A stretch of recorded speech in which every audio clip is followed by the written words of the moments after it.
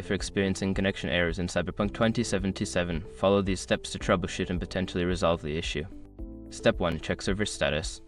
Visit the official Cyberpunk 2077 website or social media channels to check if there are any ongoing server issues.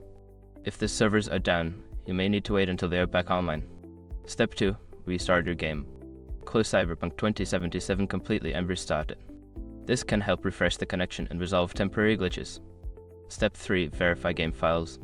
If you're playing on PC, use the game launcher Steam GOG or Epic Games to verify the integrity of the game files.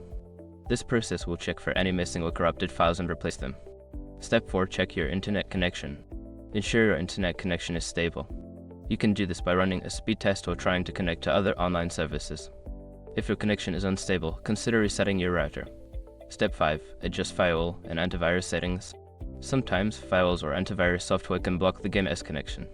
Check your firewall settings to ensure that Cyberpunk 2077 is allowed through. You may need to add it as an exception in your antivirus software as well. By following these steps, you should be able to address the connection errors in Cyberpunk 2077. If issues persist, consider reaching out to the game's support team for further assistance.